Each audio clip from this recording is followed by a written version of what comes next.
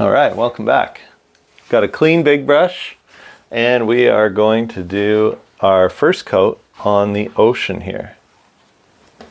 The bay, San Josef Bay. So for that, I have some white, again, cobalt blue, and this is a homemade turquoise that's very light. This is a bottled turquoise and an aqua green. To start with, I will simply take a little bit of white on my big brush here and mix in some cobalt blue.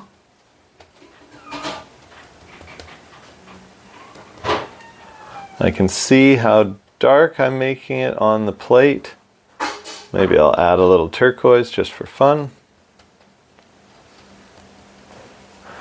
And so I can get a sense of the color on the plate before I put it on the canvas. But just as we did before in the sky, this is our base coat. And so we want to simply get a nice even coat of paint on the canvas. Go right up to that horizon line.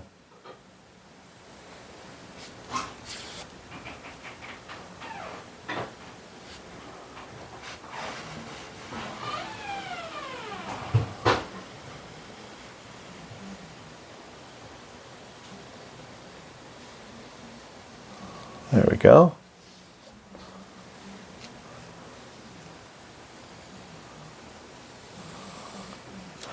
Edge to edge with our brush stroke there to hide any brush marks.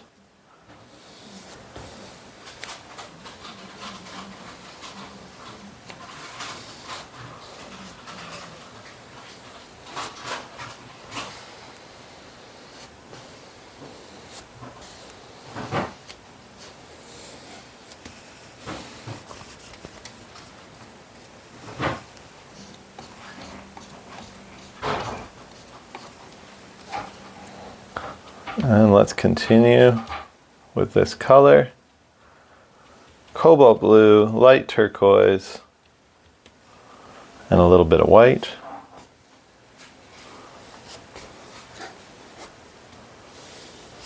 Now we're going to be getting into the bay. As we get close to the shore, I'm going to begin to use a smaller brush so that I can get in this tight turn. And I can also experiment with some of these other colors I've got. I want a really soft edge at the shoreline. I don't want a hard line that dries. So we'll use that same technique we used in the sky. Always clean your brushes when you're not using them. There we go. There's a nice medium-sized flat tip brush. I'm going to take a little more white now and lighten this color up a bit. You can see there how it's getting lighter. And I would like to add a touch of this aqua green to it as well.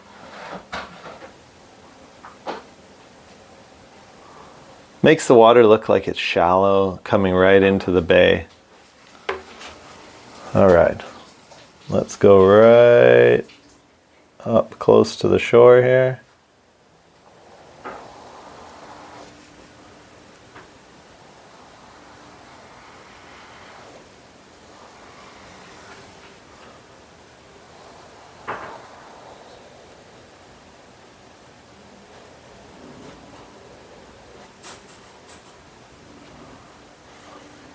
And we'll start to blend that. Again, this is just the first coat, but I might as well set myself up and experiment with these colors. Now that I've got that right up next to the shoreline, I clean my brush Get all that paint out of there. Sometimes it's helpful to just gently press the bristles down on the bottom of the cup. Loosens up the paint. Get rid of those pesky drips. Dab the paper towel. And with this brush, I go right over the area where the paint is meeting the bare canvas. So right where that edge is. And this allows me to soften that edge so that instead of dealing with a solid line of paint, I get a bit of a blurred line. The reason I do this is I want a blurred, sort of fuzzy edge so that I can have my beach color come right in.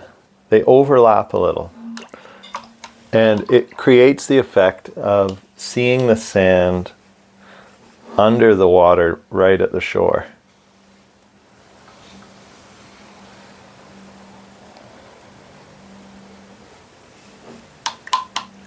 Always cleaning my brush after every use, because every time I go over this, I end up pulling a little bit of paint off. There we go.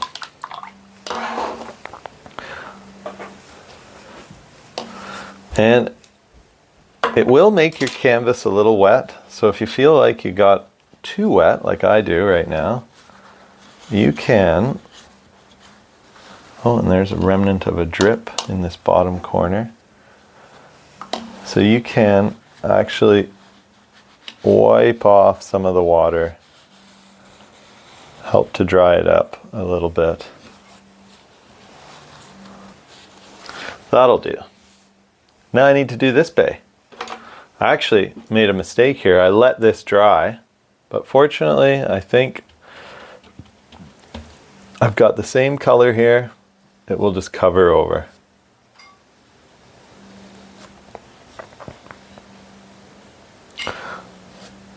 One of the biggest challenges with painting is knowing how much paint to use and how much time you have to use that paint before it dries. That's a skill that is hard to teach. It really comes through experience. The more you work with paint, the more you begin to understand the drying time and how it's based off of the amount of paint you have, the thickness of the paint. Fancy word is viscosity. So if you have paint with more water in it, it's a thinner body, you have more time to play with it before it dries. Another factor that is often overlooked is temperature. When we teach paintings in the summertime, we add a little more water to our paint to give our painters time to work with that before it dries. Or if you're in a really hot room, the paint will dry quickly versus painting in a cold room. All of those factors, airflow, temperature, viscosity, they all help you determine how much time you have to play with the paint.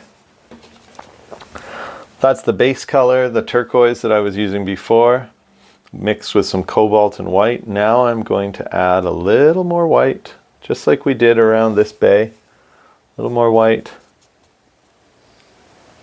And a little more aqua green.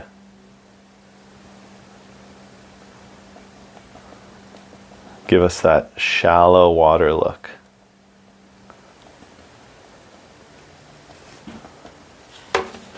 So let's go right around the edge of the bay here and blend it in.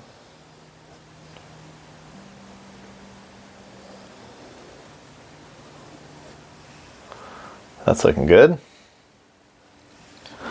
Simple, just a couple brush strokes. Oftentimes less is more.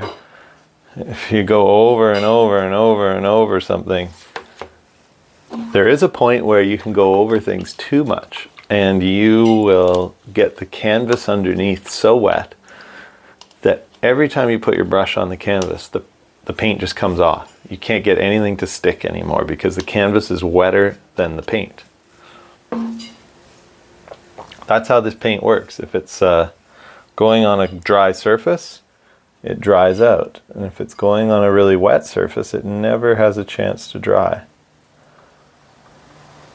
Okay, here we go. This is the clean brush technique I was using before to soften up this edge. I am going slightly past my pencil mark there, and unfortunately this pencil mark seems to show through.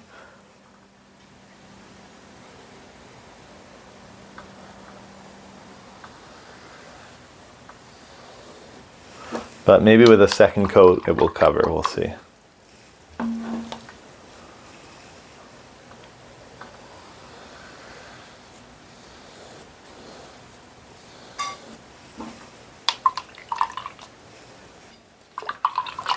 There we are, that's the base coat for the ocean.